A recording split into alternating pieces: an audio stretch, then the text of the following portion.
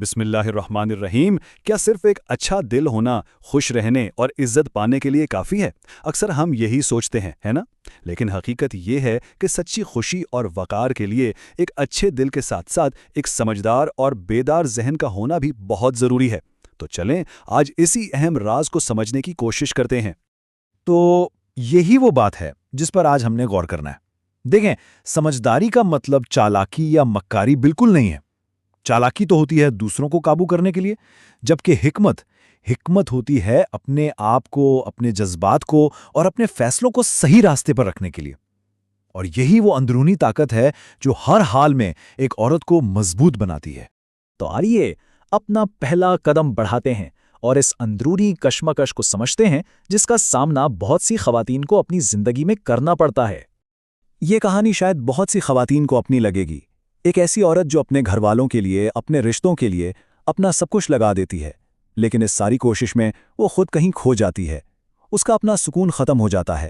سب کو خوش رکھنے کی دھن میں اس کے حصے میں صرف تھکن اور ایک نہ ختم ہونے والی بے چینی آتی ہے۔ اور ہوتا کیا ہے کہ اکثر یہ سمجھا جاتا ہے کہ خود کو بالکل بھلا دینا ہی سب سے بڑی نیکی ہے۔ لیکن ہمارا دین ہمیں کیا یاد دلاتا ہے؟ قرآن کہتا ہے، اور اپنے آپ کو ہلاکت میں نہ ڈالو، یعنی اپنی جذباتی اور ذہنی صحت کا خیال رکھنا کمزوری نہیں بلکہ ایک بہت اہم اسلامی اصول ہے۔ تو پھر اس کا حل کیا ہے؟ حل ہے جذباتی ذہانت، یعنی ایموشنل انٹیلیجنس کو اپنانا، مطلب اپنے جذبات کو سمجھنا اور پھر انہیں اپنے قابو میں رکھنا۔ اس کی سب سے بڑی مثال ہمیں کہاں ملتی ہے؟ ہمارے نبی صلی اللہ علیہ وآلہ وسلم کے طائف کے واقعے میں، جب ان پر پتھر برسائے گئے تو جواب میں غصہ یا بددعا نہیں تھی، بلکہ ان لوگوں کے لیے دعا تھی۔ یہ کمزوری نہیں تھی، یہ حکمت اور جذباتی طاقت کی سب سے اونچی مثال تھی۔ اچھا، اب آتے ہیں صبر کی طاقت کی طرف، کیونکہ اصل طاقت تو قابو میں رکھے گئے رد عمل سے ہی آتی ہے نا؟ یہ نبوی قول ہمیں طاقت کا اصل مطلب سکھاتا ہے۔ ہم اکثر سمجھتے ہیں کہ طاقتور وہ ہے جو بحث جیت جائے، جو اپنی بات منوا لے، لیکن اصل طاقت تو غصے کے وقت خود کو سنبھالنے میں ہے۔ ایک سمجھدار عورت یہ جانتی ہے کہ ہر لڑائی لڑنے کے لیے نہیں ہوتی۔ تو سوال یہ ہے کہ اسے اپنی زندگی میں کیسے لایا جائے؟ بہت آسان سا فارمولا ہے، بس 3 قدم ہے۔ جب بھی غصہ آئے، پہلا قدم رک جائیں، دوسرا قدم ایک گہری سانس لیں، اور تیسرا قدم فوری رد عمل دینے کے بجائے سوچ کر جواب دیں۔ یقین کریں، یہ ایک لمحہ آپ کو سالوں کے پچھتاوے سے بچا سکتا ہے۔ یاد رکھیں، غصے کا صرف ایک لمحہ سالوں کے بنے بنائے رشتوں کو نقصان پہنچا سکتا ہے۔ اس لیے سوچ سمجھ کر دیا گیا جواب ہمیشہ بہتر ہوتا ہے۔ یہ نہ صرف رشتوں کو بچاتا ہے، بلکہ سب سے بڑھ کر آپ کے اپنے اندرونی سکون کی حفاظت کرتا ہے۔ اب ذرا دیکھتے ہیں کہ یہ حکمت عملی زندگی میں، یعنی لوگوں سے معاملات کرتے ہوئے کیسے کام آتی ہے، اور ایک سمجھدار عورت اپنے ذہنی سکون کی حفاظت آخر کرتی کیسے ہے۔ دیکھیے، دانش مندی کا ایک بڑا اصول رازداری ہے۔ ہر کسی کو اپنی زندگی کی کتاب کھول کر نہ دکھائیں، کیونکہ ہر سننے والا مخلص نہیں ہوتا۔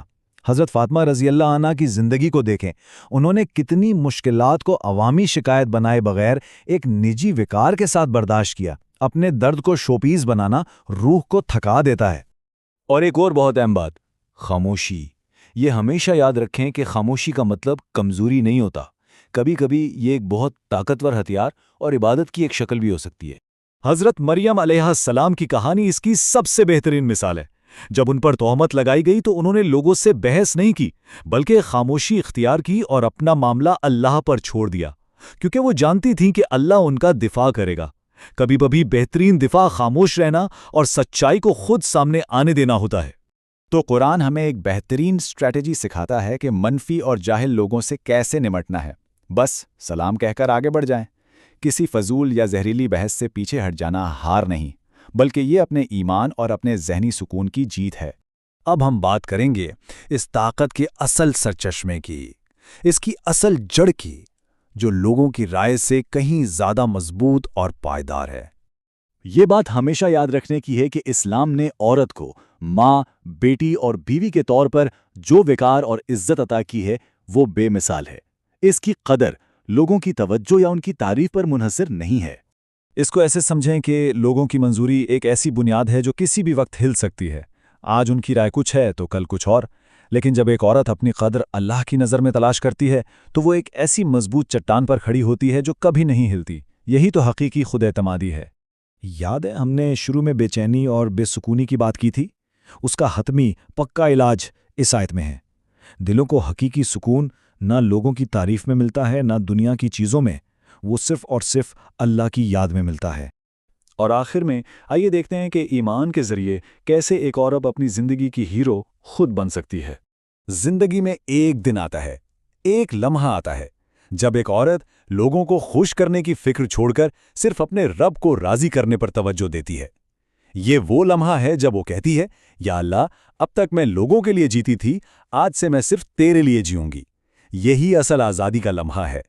حضرت آسیہ علیہ السلام کی مثال ہمیں یہی دکھاتی ہے کہ باہر کے حالات اس عورت کو نہیں توڑ سکتے جس کی طاقت اندر سے، اس کے ایمان سے آتی ہے۔ وہ فرعون جیسے ظالم کے محل میں تھیں، لیکن ان کا ایمان ثابت قدم رہا۔ تو پھر ان سب باتوں کی روشنی میں سوال یہ پیدا ہوتا ہے کہ حقیقی معنوں میں ایک طاقتور عورت ہے کون؟ جواب بہت سادہ اور گہرا ہے۔ طاقتور عورت وہ ہے جو صبر کرتی ہے، لیکن اس صبر میں خود کو کھولے نہیں دیتی۔ وہ سب سے محبت کرتی ہے، لیکن اللہ کو کبھی نہیں بھولتی، اور وہ ضرورت پڑنے پر خاموش رہتی ہے، لیکن اس کی خاموشی اس کی اندرونی طاقت کا ثبوت ہوتی ہے، کمزوری کا نہیں۔ یہی وہ خوبیاں ہیں جو ایک عورت کو واقعی مضبوط اور بااختیار بناتی ہیں۔